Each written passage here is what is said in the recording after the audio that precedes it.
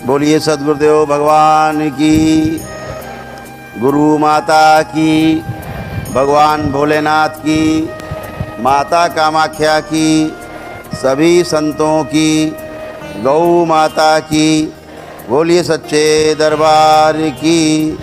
हर हर महादेव। दरबार में आप सभी का बहुत बहुत स्वागत।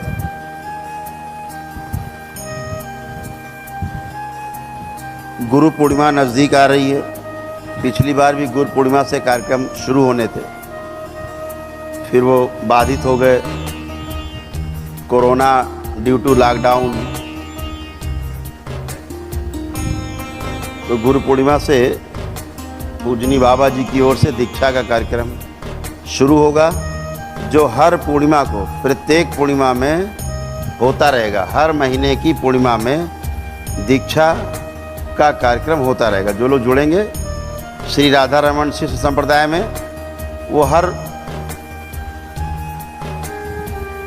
पूर्णिमा में दीक्षा ग्रहण कर सकते हैं। जो 3 प्रकार की दीक्षाएं हैं, 2 दीक्षाएं गृहस्थों के लिए हैं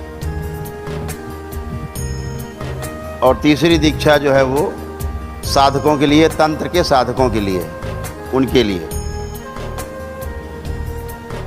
अभी जब आपकी स्मृति चिकित्सा हो गई है, अभी आपको क्लीन करेंगे, सबको सारी गंदगी साफ करेंगे। इसके बाद जिसकी स्मृति चिकित्सा तक हो चुकी, यानी 9 हवन हो गए, उनके शुद्धि हो गई, पूरी शरीर की, मन की, जीवन की, सबकी शुद्धि हो गई, रोग और कष्टों की स्मृतियाँ हट गई, ख़त्म हो गई, पेशी कट गई सबकी, किसी की पेशी शेष नहीं।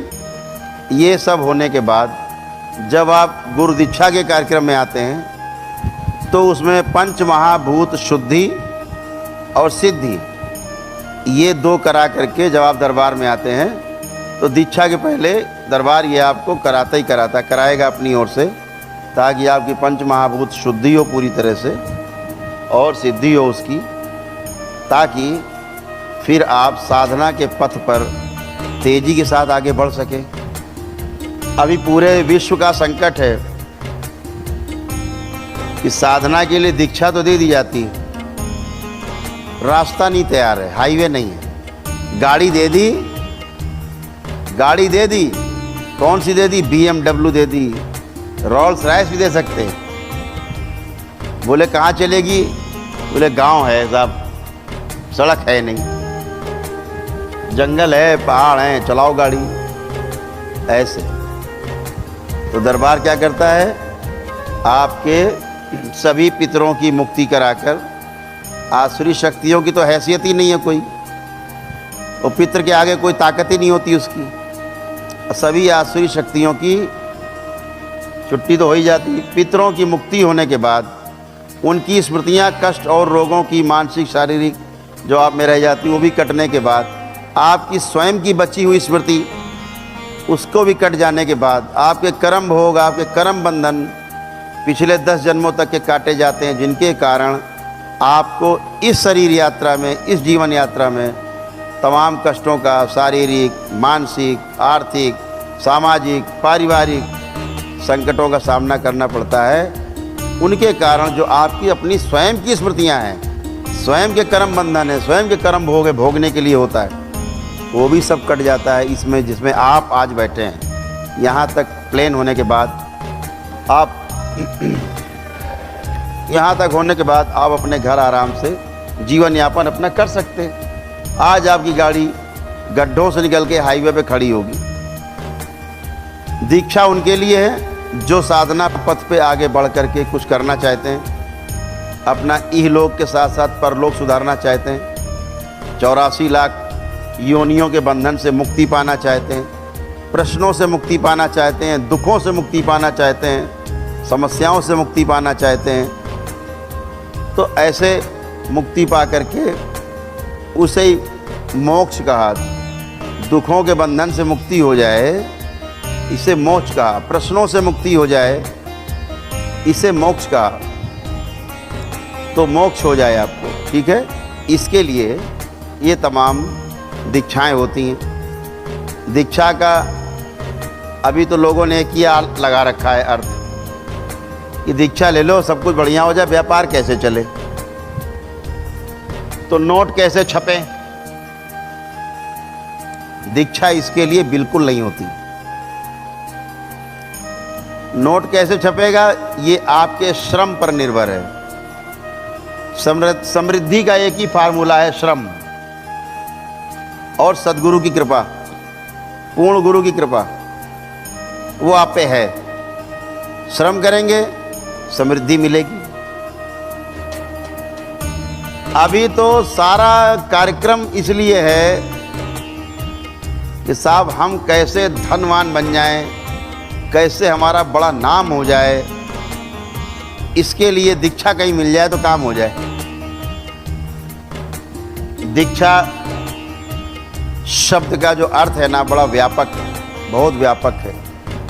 नर से नारायण बनने की प्रक्रिया जहाँ शुरू होती है उसका टूल है दीक्षा। पुरुष से पुरुषोत्तम बनने की जो प्रक्रिया है उसका जो टूल है, औजार है, उसका नाम है दीक्षा। जो मृत्यु से आपको अमृत्यु की ओर ले जाए, भय से अभय की ओर ले जाए, दुख से सुखों से मुक्ति दिला करके आनंद की ओर ले जाए, उस टूल का नाम, उस क्रिया का नाम जो पूर्ण गुरु आपको देता है उसका नाम है दीक्षा।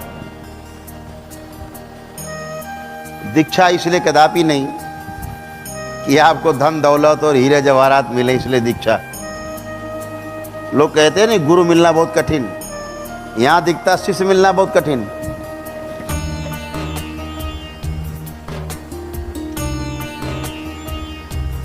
1% से ज़्यादा लोग ऐसे नहीं होते जो दीक्षा वाकई में इसलिए लेते हैं कि उन्हें मृत्यु से अमृत्यु की ओर यात्रा करनी है, 84 लाख योनियों के बंधन से मुक्ति पानी है, दोबारा जन्म ना लेना पड़े इस मर्त्य लोक में। ऐसे भावना रखने वाले शिष्य 1% से ज़्यादा नहीं।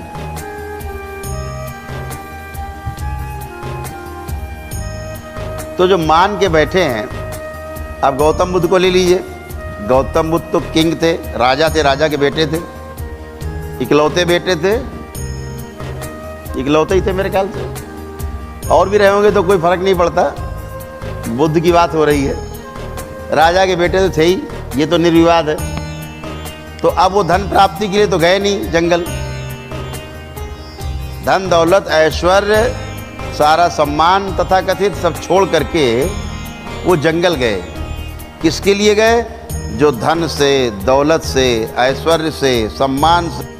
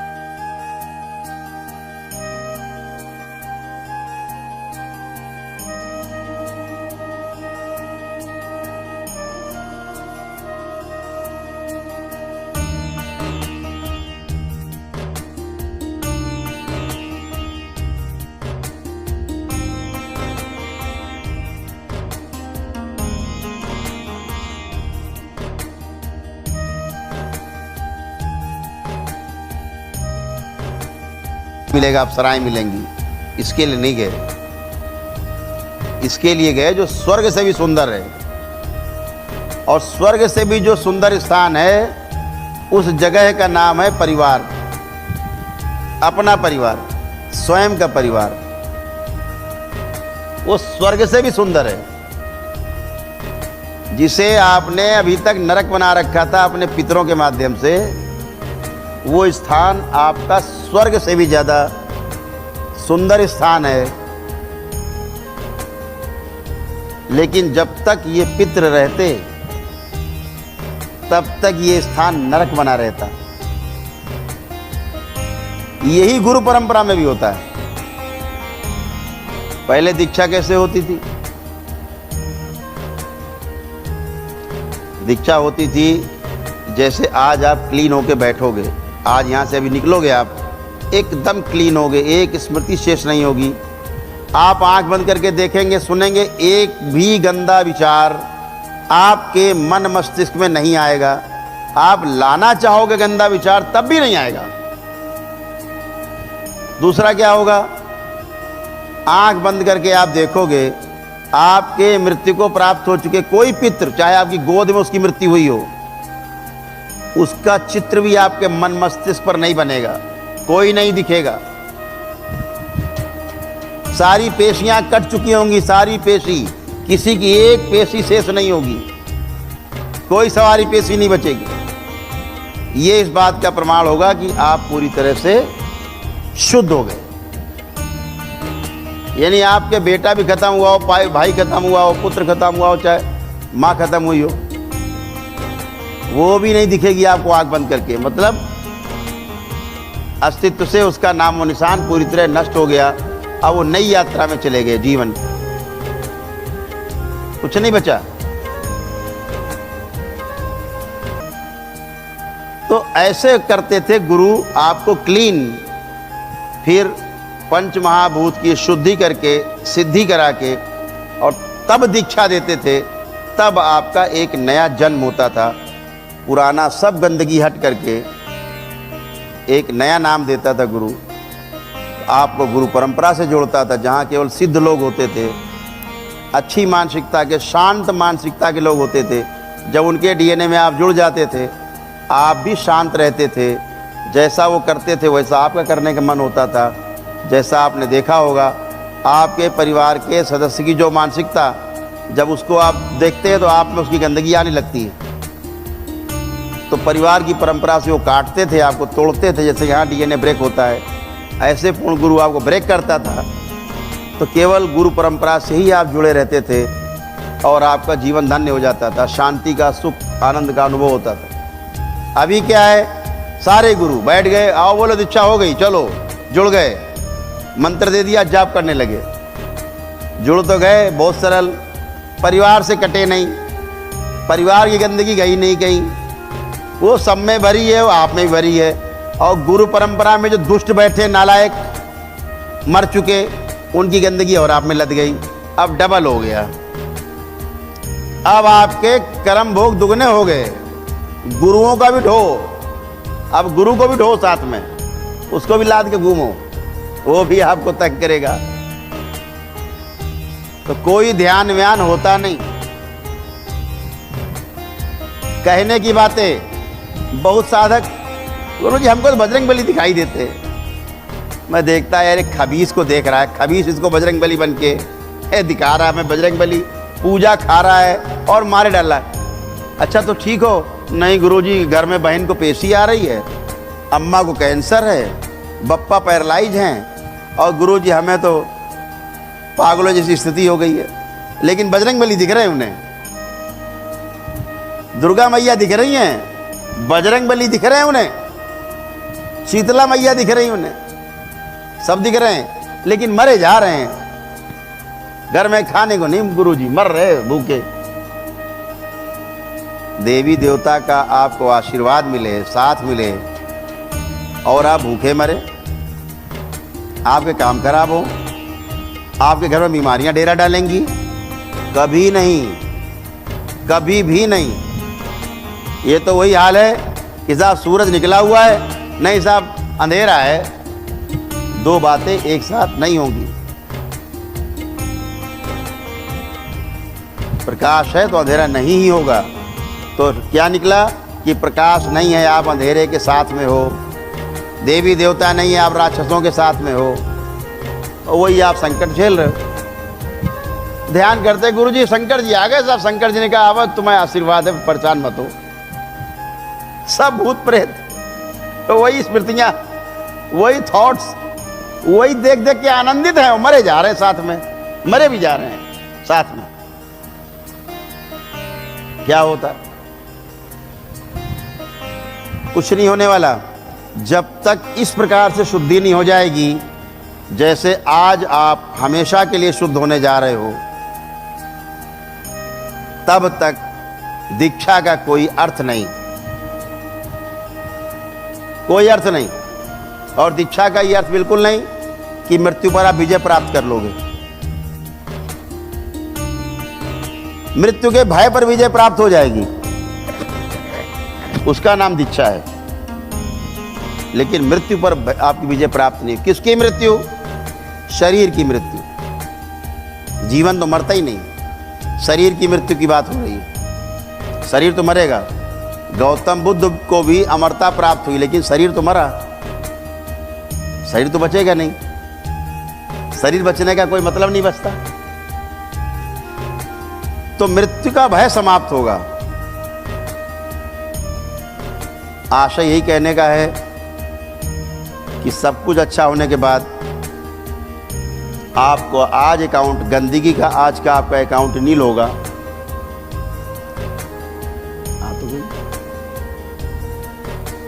गंदगी का आपका अकाउंट नील होगा। और आज से नील। अब आप जो स्मृतियां बनाओगे वही आपके साथ होंगी। ये आपको समझना है। तो स्मृतियां कृपा करके अच्छी बनाएं। कौन सा पैसा लगता है अच्छी स्मृति बनाने में? एक सज्जन ना ऐसे ऐसे कर रहे थे बैठे बैठे अपने घर के बाहर। एक आप जैसा कोई आदमी निकला, पूछा कि ये क्या कर रहे हो यार, ऐसे से क्या कर रहे हो? बोले मैं गुड़ खा रहा हूँ। तो गुड़ कहाँ है? बोले झूठ मूठ का खा रहा हूँ। झूठ मूठ का गुड़ तो है नहीं, झूठ मूठ में खा रहे हैं गुड़, आनंद ले रहे हैं गुड़ का। तो उनका भले आदमी, अबे झूठे मूठ खाना है तो रसगुल्ला का, गुड़ का है खा रहा बैठ के, रसगुल्ले खा ले बैठ के, छेने खा, काला जाम खा, रसमलाई खा, जब झूठ मूठ ही खाना है। अरे भाई जब झूठी मूठ में सोचना है तो अच्छा सोचो, खराब खराब क्यों सोचेंगे? तो अब तो खराब सोचने वाले गए। दरबार इतना बड़ा प्रमाण आपको देता है, विश्व में कोई आपको नहीं दे सकता। जब आपसे हम कहें कि सोचिए, एक गंदा ख्याल आपके अंदर अब नहीं आ सकता, आज से काम खत्म। जब गंदा ख्याल ही नहीं आएगा तो गंदे स्वप्न भी नहीं आएंगे। और पितृ आपके मुक्ति हो गए तो एक भी पितृ जो आपके परिवार का कोई भी मरा होगा, आंख बंद करके उसे आप देख नहीं सकते। जिसे आप रोज देखते थे आंख बंद करके, उसे आप देख भी नहीं सकते। मुक्ति हो गई, ये प्रमाण है। इससे बड़ा प्रमाण संसार में आपको कोई नहीं दे सकता। तो सभी को धैर्यपूर्वक, अभी तमाम शक्तियां खुली हैं। और जो हम एक एक आदमी को बैठ के उसको क्लीनिंग करते थे, अब वो चाहे आप यहाँ 1000 लोग बैठे हैं और चाहे 10 लाख लोग एक साथ बैठ जाओ स्टेडियम में, इतना ही टाइम लगेगा जितना आपको क्लीन करने में लगेगा, आधा घंटा, उतना ही 10 लाख आदमी को क्लीन करने में लगेगा। समझ गए? तो अब वो शक्तियाँ दरबार की खुली हैं। अभी पूर्णिमा में और दिव्य शक्तियाँ जो बची हैं संसार की, वो लगभग सब खुल जाएंगी। ठीक है? तो आप दरबार आएंगे, केवल यहाँ बैठ के संकल्प करें। कोई टोना टुटका नहीं होता। ये ईश्वर का दरबार है, भगवान भोलेनाथ और माता कामाख्या का दरबार है। इस दरबार को सजाया हमारे परम पूज्य गुरुदेव पंडित श्री राधा रमण जी मिश्र ने, और हमारी गुरु माता माँ कामरू कामाख्या ने सजाया इस दरबार को, जहाँ पर उनकी उपस्थिति सदा सदा के लिए है, यही है, हर क्षण है, सतत हैं। तो यहाँ पर जितनी भी शक्तियाँ हैं स्वचालित हैं, सारी दिव्य शक्तियाँ, सारी दिव्या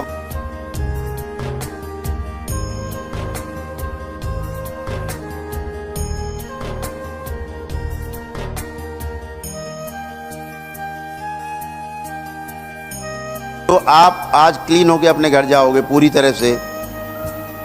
ये तो बेसिक, इस दरबार का बेसिक है, प्राइमरी स्कूल वाला। इसके बाद तो भी junior high school, college, degree college, ये बाकी है। ये तो उसका बेसिक पार्ट है कि पहले जब तक ये गंदगी नहीं चली जाएगी तब तक अभी आप जब सुनने के लायक नहीं बने। मैंने आपको 4 चीज़ें बताई थी, सुना आपने कभी वीडियो में?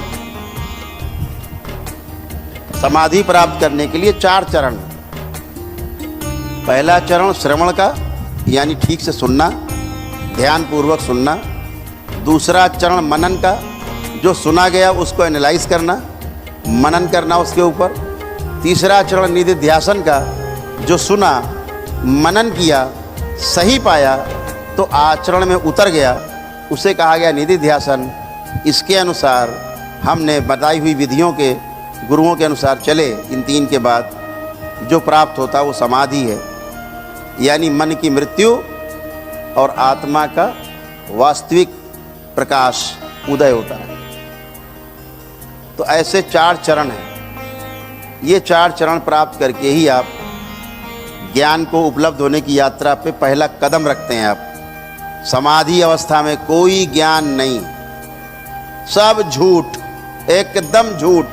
समाधि में कोई ज्ञान नहीं है, एकदम नहीं है, नील सन्नाटा है, अभूतपूर्व सन्नाटा। ना इच्छा है, न विचार है, न आशाएं हैं, कोई टेस्ट नहीं, कोई थॉट्स नहीं, कोई डिजायर नहीं, शून्य हो गया है।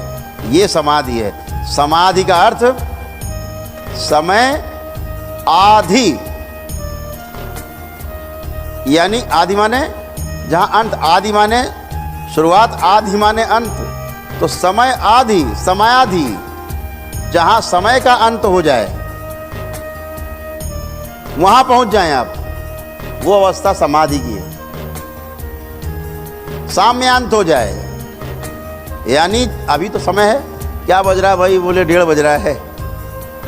उस अवस्था में जाइए पीछे चलते हुए जहां समय था ही नहीं, सब चारों ओर जल राशि, चारों ओर जल राशि, चारों ओर अथाह जल राशि।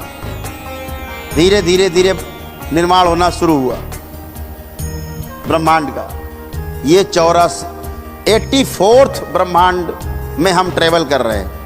83 ब्रह्मांड इससे पहले डिस्ट्रॉय हो चुके, जिसमें 63 ब्रह्मांड पूरी तरह से डिस्ट्रॉय हो गए और 21 ब्रह्मांड धीरे धीरे डिस्ट्रॉय हो रहे हैं। सबसे कम डिस्ट्रॉय हुआ है जो 83वां ब्रह्मांड था, और सबसे ज़्यादा जो नष्ट हो के थोड़ा बचा है वो 64वां ब्रह्मांड है। ठीक है, तो ये 84वां ब्रह्मांड की यात्रा में हम लोग चल रहे हैं। ऐसे 108 ब्रह्मांड की यात्रा मानव जाति करेगी। अभी तो ये 84वां ब्रह्मांड में हम ट्रेवल कर रहे हैं। तो जब समय का अंत हो जाए, समय का अतिक्रमण करके आप आगे पहुंच जाएं जहां समय नहीं है, क्या बचा? सन्नाटा। यही समाधि है, कोई प्रश्न नहीं है।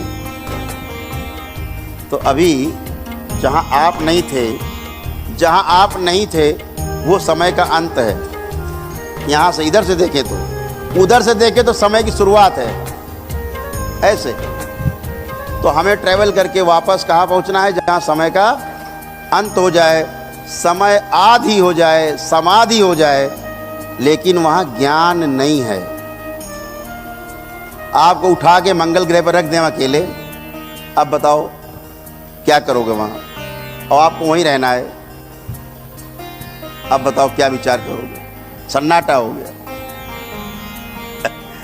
ऐसे ही समाधि में ज्ञान नहीं है, ज्ञान का द्वार है समाधि, पहला द्वार जहाँ से आप अनुभव, समाधि का पहला अनुभव हुआ, आपको अनुभव है वो, उस अनुभव से आपको परमात्मा तक जो नहीं दिखता, जिसके लिए हम लालायित रहते हैं, उसकी झलक जहाँ दिखती है उसका नाम है समाधि। लेकिन पूरा पूरा देखना संयम के द्वारा संभव है। बिना संयम के समाधि के बाद संयम की यात्रा शुरू होती है, तब ज्ञान को उपलब्ध होते हैं। कहा गौतम बुद्ध को समाधि हो गई पीपल के वृक्ष के नीचे, तो ज्ञान को उपलब्ध हो गए। कोरा झूठ, वहाँ केवल इतना हुआ, इच्छा विचार आशाएं शून्य हो गई। इसीलिए गौतम बुद्ध को जब समाधि हुई पहली बार, 1 सप्ताह तक उठे नहीं, आंख नहीं खुली, इच्छा विचार आशा नहीं, पलक खोलने की भी इच्छा नहीं।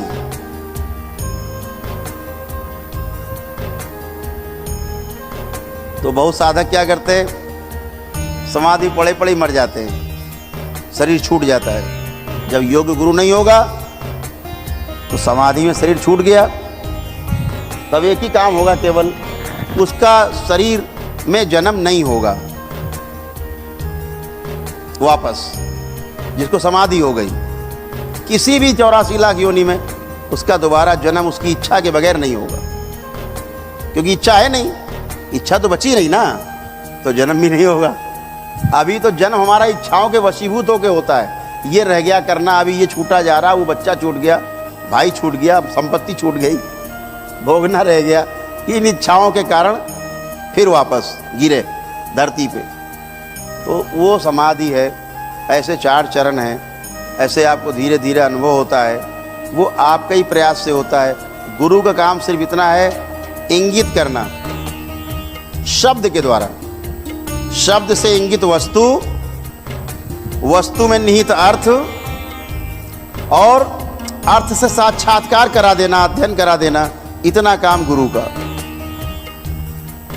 अर्थ से साक्षात्कार हो जाए, इसे अध्ययन कहा गया, ठीक। जो विधि है उसे अध्यात्म कहा गया। आगे का काम आपका अनुभव करना, गुरु का सिर्फ इतना काम, शब्द, शब्द से इंगित वस्तु, वस्तु में जो निहित अर्थ है उसको समझाना, अनुभव कराना, और अर्थ का साक्षात्कार करा देना पूरा आपको। ये अध्ययन पूरा हुआ। ऐसे उसके लिए श्रवण करना बहुत आवश्यक है, सुनना ध्यान से बहुत आवश्यक। अभी तो आपके अंदर इतने भरे हुए बैठे थे, आपको सुनने ही नहीं देते थे। अब गुरु बोल रहा है, आप टेक ऑफ कर गए, उड़ गए। कौन सुनने वाला? कोई नहीं। सुनने वाला अंगूठे में बैठा, जिनको सुनना नहीं मेधस कंट्रोल करके बैठे। जब सुनोगे नहीं, श्रवण नहीं ठीक से होगा, श्रवण नहीं होगा, एक आप अच्छे श्रावक नहीं बनेंगे, मनन होगा नहीं, मनन नहीं होगा तो क्या करोगे पता है? फिर आप सुनने में मिसिंग होगी तो क्या करोगे पता है? आप चिंतन करोगे। चित्त की 2 क्रियाएं, चिंतन और विश्लेषण। तो विश्लेषण ना करके आप क्या करोगे? चिंतन। चिंतन कहाँ से शुरू करता है? निगेटिविटी से। गुलाब का पौधा, अरे यार बड़े कांटे हैं इसमें, कांटा ये पौधा मत लगाना, कांटे इसमें चुभ जाएगा, फूल तोड़ चुभ जाता है। यहाँ से शुरू करेगा, ये चिंतन है। और मनन क्या है? एनालिसिस क्या है? बहुत सुंदर पुष्प है, कितना सुंदर इसका रंग है, कितनी सुंदर इसकी खुशबू है, बनाने वाला परमात्मा कितना सुंदर होगा, है ना। एक एक उसके कितने इसके गुण हैं पुष्प में, ये दिखेगा जब आप मनन करेंगे। और ऐसा नहीं कि मनन करने वाला का ध्यान कांटे पे नहीं है, कैसे कांटे से कैसे बच के फूल को तोड़ा जाए, इस पर भी है। इस कांटे का कौन सा सदुपयोग किया जाए, इस पे है। ये मनन है, ये विश्लेषण है, ये एनालिसिस है, एनालाइज करते हैं आप। एनालाइजिंग जो होती है तभी हो पाएगी जब बात को आप ठीक से सुनेंगे। नहीं सुनेंगे, केवल आपको कमी निकालनी है कि इसको एक कमी बतानी, पूरा लेक्चर सुन लो 1 घंटे का, लेकिन एक बात पकड़नी है गुरुजी की, जहाँ पे गुरुजी को ढेर किया जा सके पूछ के। बाकी भूल गए, 100 बताई, ध्यान ही नहीं है, क्योंकि एक ढूंढ रहे हैं, कोई मिल जाए, कोई एक मिल जाए। तो एक गुरुजी ये वाली बताओ, ये चिंतन है। कमी निकालना, जैसे वैज्ञानिक करते हैं, कमी निकालना।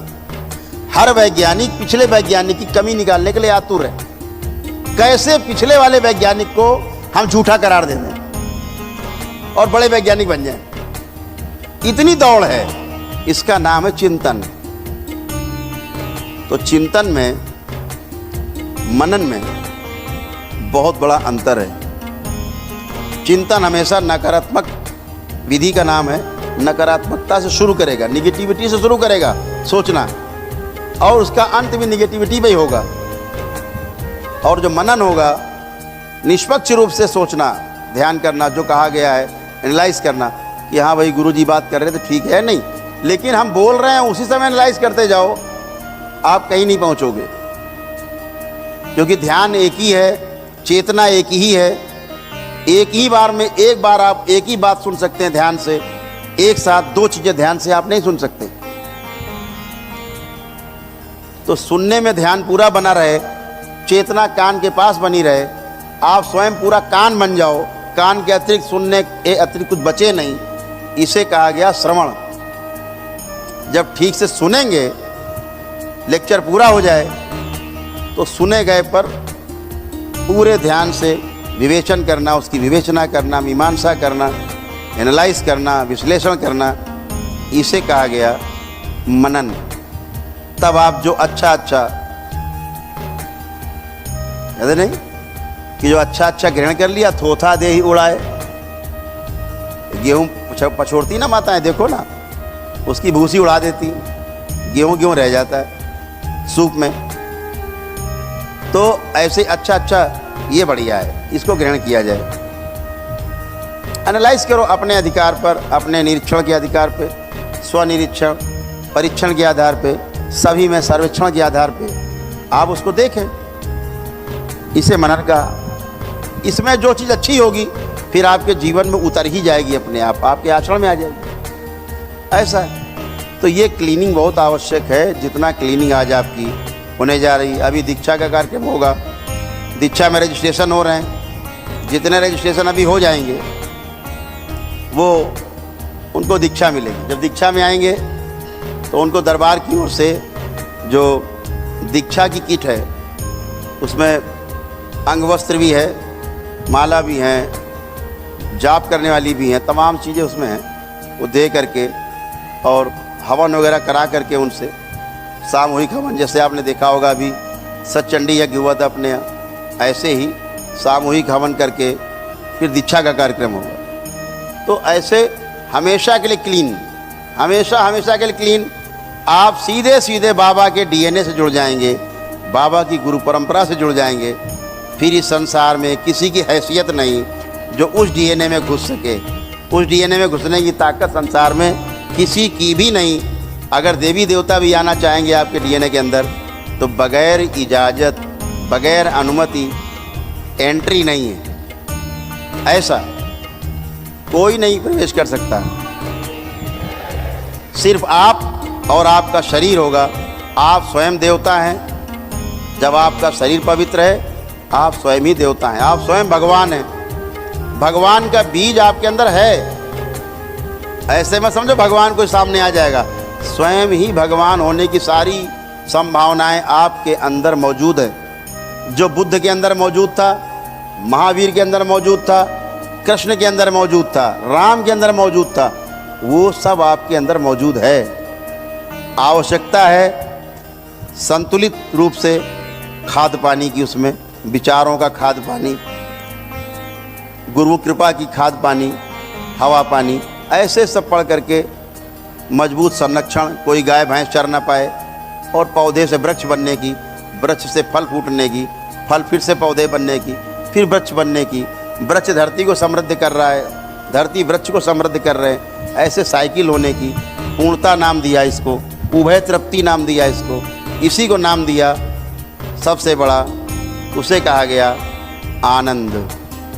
और उसी आनंद की प्राप्ति के लिए हम सब दीक्षा में जाते हैं। दीक्षा के लिए पूर्ण गुरु के पास जाते हैं। जब अपूर्ण के पास जाते हैं तो गुरु माने जो मरे हैं गुरु, तमाम इच्छाओं को लेकर के मुक्त नहीं हुए, वो सब प्रेत हैं। आपने अगरबत्ती दिखाई, गुरुजी घुसे, आपने इनवाइट किया और घुसे। अभी तो आपके अंदर घुसने का जुगाड़ भी नहीं है, लेकिन हाँ, उनको इनवाइट करोगे तो झटका जरूर मारेंगे आपको। ये घंटे आधे घंटे के लिए झटका जरूर आएगा।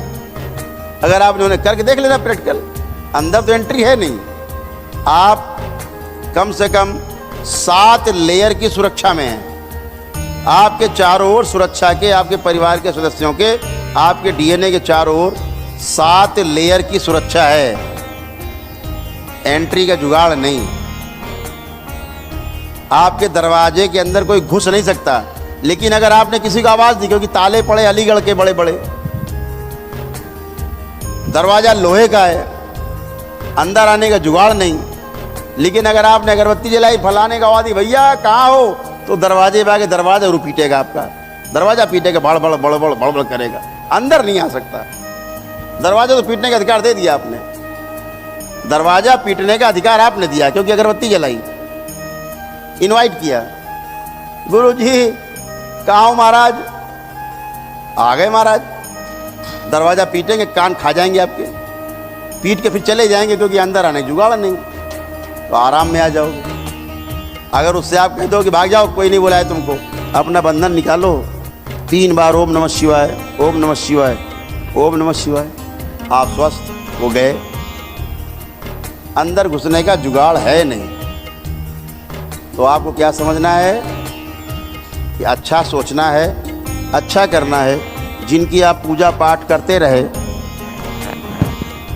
जब आपको सुख नहीं दे पाए, वो आपको तमाम संकटों से नहीं आज़ाद करा पाए, वो इसका मतलब था वो सब अपूर्ण थे।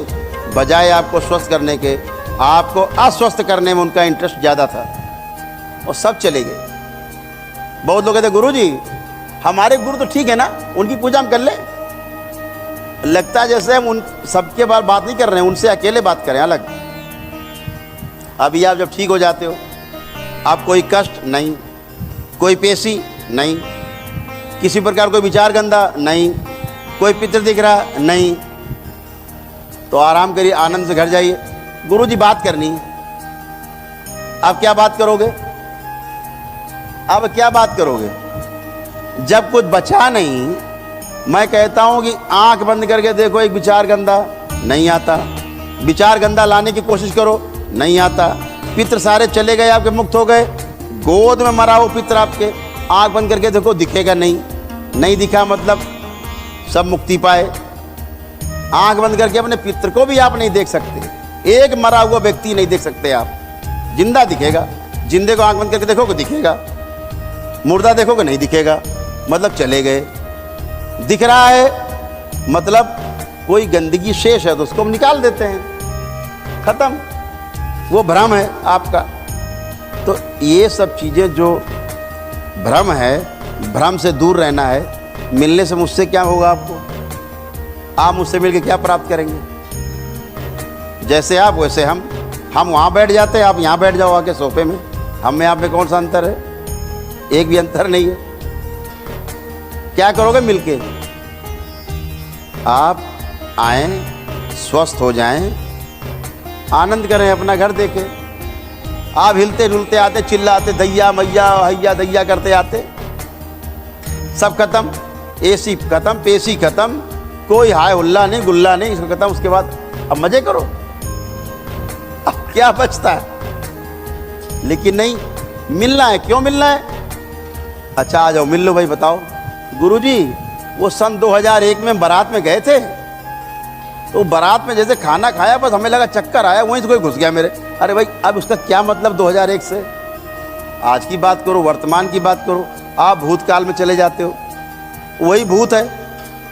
कोई भूत वूत नहीं होता। 100 बार कहता हूँ मैं, रोज कहता हूँ, कोई भूत प्रेत है नहीं कि बड़े बड़े दांत हैं, बड़ी बड़ी आंखें, आपको खा जाएगा।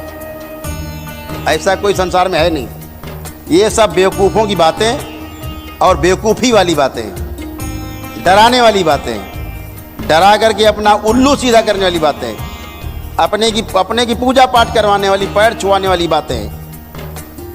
रोज कहता हूं कोई भूत प्रेत नहीं होता,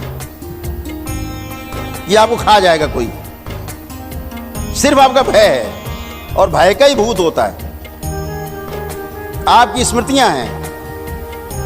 विज्ञान भी कहता है कि केवल थॉट्स हैं आपके जो आपको तंग करते हैं। बिल्कुल सही कहते हैं। यहां तक उनकी खोज बिल्कुल सही है कि आपके थॉट्स आपको परेशान करते हैं। बार बार वही थॉट्स घूमते रहते, घने हो जाते हैं, डिप्रेस हो जाते हो आप।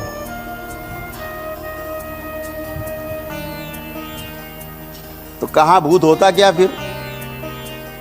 विज्ञान सम्मत विवेक, विज्ञान सम्मत धर्म हो, उस पे चलो,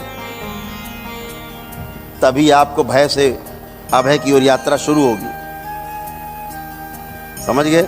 अदरवाइज भय में जीना तो सभी का जीना है। अभी आप लोग दरबार आए थे पहली बार, सबको भूत प्रेत से डर लगता था। अब कितने लोग जिनको भूत प्रेत से डर लगता, हाथ उठाओ। एक भी हाथ नहीं उठने का। अब इनको किसी को भूत प्रेत से डर नहीं लगता, क्योंकि असलियत जान गए। विज्ञान आधी बात करता है। आधी क्यों कर रहा है? स्थूल की बात करता है, सूक्ष्म को देख नहीं सकता। स्थूल इन आंखों से, सूक्ष्म इन आंखों से। ये टूल से देखा जाएगा और ये जीवन से देखा जाएगा। ये वैज्ञानिक के पास है नहीं। वैज्ञानिक के पास टूल है, मैग्नीफाई लेंस, बड़ा करके, हाँ छोटा कण है, हाँ बड़ा दिख गया, ठीक है। तो आधी बात विज्ञान कर रहा है, आधी बात सही कर रहा है कि ये थॉट्स हैं, एकदम राइट, स्वीकार कर रहे हैं मंच पे। लेकिन असली बात क्या है? हमारे पितृ के भी थॉट्स हैं, मेमोरी हैं, जिनकी गोद में हम खेले हैं। वो जिनकी गोद में खेले हैं, उनके अंदर मेमोरी, उनकी बॉडी में। तो एक शरीर है सूक्ष्म, दिखता नहीं इन आंखों से। उस सूक्ष्म शरीर में वो मेमोरी स्टोर रहती है, वो मेमोरी स्टोर रहती है। और वो उड़ते हुए जिसमें जाके चिपक जाती है, वो ऐसे ही आदमी बोलने लगता है, वो ऐसे दिखने लगता है। तो विज्ञान आधी बात कर रहा है कि आपके थॉट्स हैं। दरबार कह रहा है हाँ आपके भी थॉट्स हैं, लेकिन आपके पितरों के भी थॉट्स हैं। जैसे रोग उनको थे, जो बीमारियां थी, उनकी स्मृति में है, उनका सूक्ष्म शरीर है, उसमें सारा स्टोर है। और आपके साथ रहते हैं, आपका जीवन उसको स्वीकार कर लेता है और आपको वही रोग शरीर में होने लगते हैं। आप देखते हो कितने कैंसर के लोग ठीक होके जाते हैं, देखते हो आप लोग? कितने लोगों ने देखा कैंसर ठीक होके जाते हैं? यहाँ से खड़े खड़े देखे आप लोगों ने? सबने देखे। मरते हुए डॉक्टर कह रहे हैं 15 दिन का मेहमान है, घर ले जाओ। यहाँ आके पता 1.5 साल 2 साल से टन घूम रहे। पहले बूढ़े हो गए थे, अब जवान हो गए। अभी कल भी देखा आप लोगों ने कि बूढ़े हो गए, एकदम बूढ़े। डॉक्टर ने कहा 15 दिन मर जाएगा, टाटा ने वापस भेज दिया। टाटा ने, देखिए टन खड़े थे कल ही, कैंसर खत्म। महिला बैठी, गुरुजी कैंसर है, डॉक्टर ने कहा, टाटा ने दवा बंद कर दी, अब घर जाओ, दवा भी नहीं है, यानी मर जाओ महीना 15 दिन में। उन्हें 2 साल हो गए, टन बैठी, गुरुजी नील हो गया। अब जांच करा रहे, कैंसर नील है। उस दिन आए सज्जन, वो एम्स के पेशेंट थे, प्रहलाद जांगीड़, राजस्थान के। उनका हार्ट 25% काम कर रहा, उनका हार्ट 25% काम कर रहा है। यहाँ हमारे बीच में हमारे डॉक्टर साहब एक बैठे हैं, हमारे छोटे भाई की तरह बिल्कुल। यहाँ के HOD हैं, एशिया का सबसे बड़ा अस्पताल है, उसके HOD हैं, ऑर्थोपेडिक के सर्जन हैं, बैठे हमारे बीच।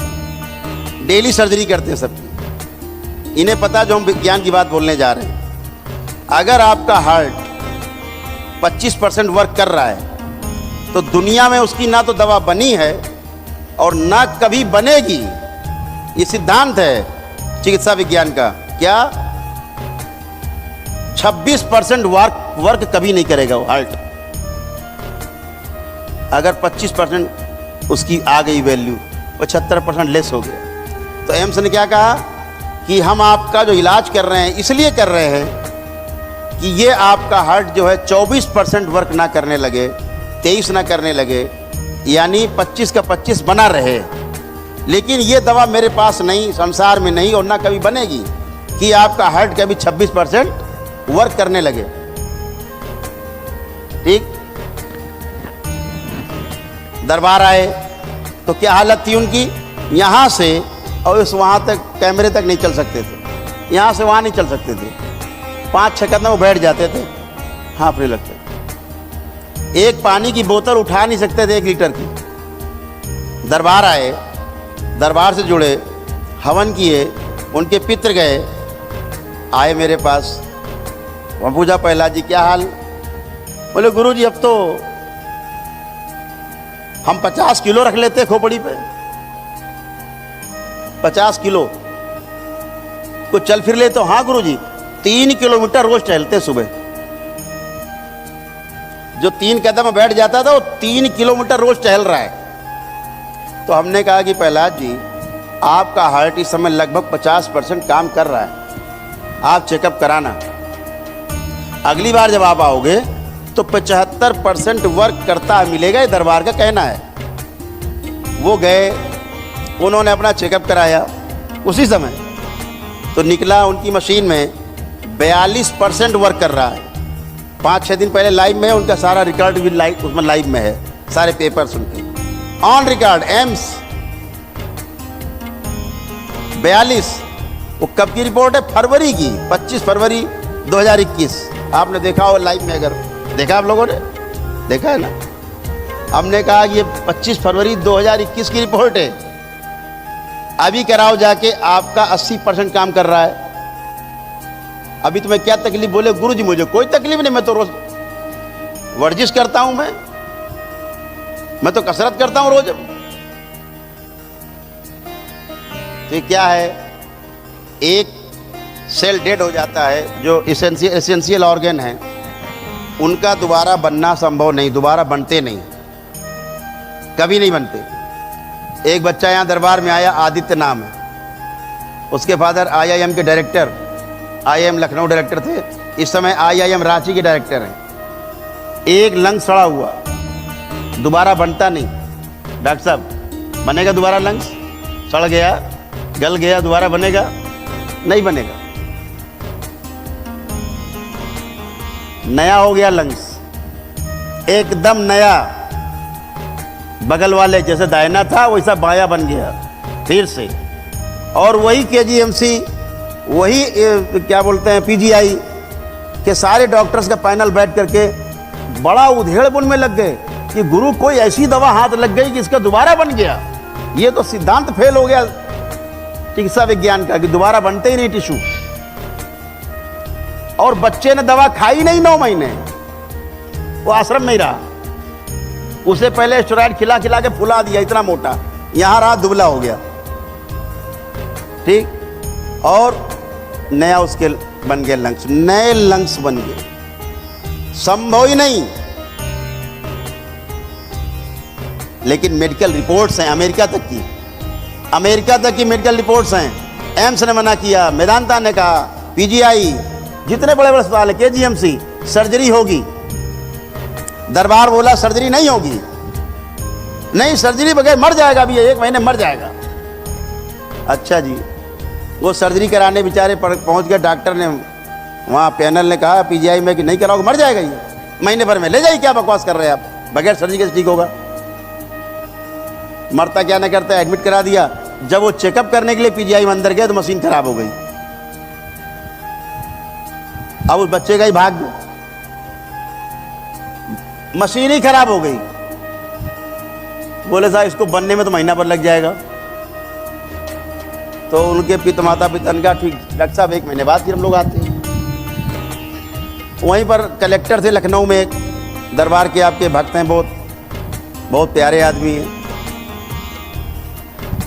उनसे रिलेशन थे। तो बड़े दुखी थे, तो बोले चलो PGI से निकल रहे हैं, तो कलेक्टर साहब के यहाँ 10 मिनट रुक लेते हैं। चले गए, उदास थे। उनकी पत्नी ने पूछा क्यों इतने उदास हैं, बता ये बात है। तो कलेक्टर साहब ने कहा एक काम करो, आप गुरुजी को दिखाओ एक बार, ये टेढ़े मेढ़े काम वही करते हैं, एक बार दिखा दो बस, तुम चले जरूर जाओ। मरता क्या नहीं करता, कोई विकल्प नहीं था। जब आदमी के पास विकल्प नहीं होता ना तो उसका समर्पण पूरा होता है। समर्पण में कमी तब तक रहेगी जब तक आपके पास एक भी विकल्प शेष है। वो आ गए और लड़का बिल्कुल नास्तिक, 100% नास्तिक, कुछ नहीं मानना, देवी देवता भगवान ईश्वर होता ही नहीं। आज वो संसार का सबसे बड़ा आस्तिक आदमी है। और वो बच्चा आज पूरी तरह से ठीक। मैंने कहा शर्त यही है, दवा खाना मत, क्योंकि इसकी जब दवाई नहीं है तो खा क्या रहे हो। जब उन्हें सर्जरी करनी है, हाँ चेकअप आपको हर महीने कराना है, वो रिपोर्ट हमें हर महीने चाहिए चेकअप की, इतना जरूर करना। यहाँ मैं आप सब लोगों से कहता रहता हूँ कि असाध्य रोग हैं, कम हो रहा है। यहाँ तमाम लोग बैठे होंगे जिनके गांठें नहीं होंगी, शरीर में गांठें। ऐसे कितने लोग हैं जिनकी गांठें छोटी हो गई पहले से? हाथ उठाए, हाथ उठाई जिनकी गांठें छोटी हो गई। देखिए हाथ उठ रहे हैं। अब ये गांठें बड़ी से छोटी हो गई, यानी खत्म हो रही हैं। दरबार से जुड़ते आपकी जो गांठें रहती हैं, छोटी होना अपने आप शुरू हो जाती हैं और ख़त्म हो जाती हैं। अभी हमारे दरबार के वो सुन रहे होंगे इस समय लाइव, उनको बड़ा शौक़ है, लाइव हमको देख रहे होंगे इस समय। कैमरा उनका वो मोबाइल ऑन होगा पक्का है। दरबार के बड़े भक्त, एकदम प्रिय, हमारे हृदय में रहने वाले। 5-6 दिन पहले फ़ोन आया, ये जानती पूजा बैठी वहीं रहती। क्या फ़ोन आया? गुरुजी बहुत कष्ट, बहुत दर्द हो रहा। ठीक है भाई, हट गया। अब बोले ठीक, 10% सांस लेने में दिक्कत हो रही है। हमने कहा वो कफ है, आपके अंदर कफ है। जहां आप रात में राजीव जी बैठे थे जेपी में, वहां की बात कर रहा हूं मैं, ठीक है, उन्हीं घर में। बोले सांस लेने में दिक्कत हो रही है। तो मैंने कहा 10% है, मैं एक कफ को दरबार गला देगा, इसको हम पानी बना देते हैं कफ को। तो कफ को हमने पानी बना दिया। हार्ट आपका अच्छे से काम कर रहा। 2 साल से हार्ट की दवा नहीं खा रहे। पहले एंजियोग्राफी, एंजियोप्लास्टी करा चुके, स्टेंट डलवा चुके हार्ट में, आर्टरीज में, ठीक है। दवा छोड़ दी थी उन्होंने, दवा खाते नहीं थे। अब क्या हुआ? गुरुजी क्या करें, एक बार चेकअप करा लें। हमने कहा वो तो ठीक है, करा सकते हैं, लेकिन ज़्यादा फंसना मत, ध्यान रखना। अब वो चले गए, बहुत बड़े डॉक्टर हैं दिल्ली के, सबसे बड़े मान लीजिए। अरे दवा नहीं खा रहे। उनका अरे दवा तो बंद कर रखा। अरे मर जाओगे, तुम्हारा तो खून मोटा हो गया, खून तुम्हारा। दवा किसने कहा बंद करने के लिए? उनके रिपोर्ट में लिखा, मेरे पास है फ़ोन में, उसमें है कि ड्यू टू दवा नहीं खाई इन्होंने, इस वजह से इनको प्रॉब्लम हुई है। अभी दिखाता हूँ मैं आपको, मेरे फ़ोन में रिपोर्ट्स हैं 9-10 पन्ने की। फ्रॉड का कितना बड़ा अखाड़ा है चिकित्सा विज्ञान। फ्रॉड का सबसे बड़ा अखाड़ा। खुद भ्रम में खुद भ्रम और दूसरे में भ्रम पैदा करो।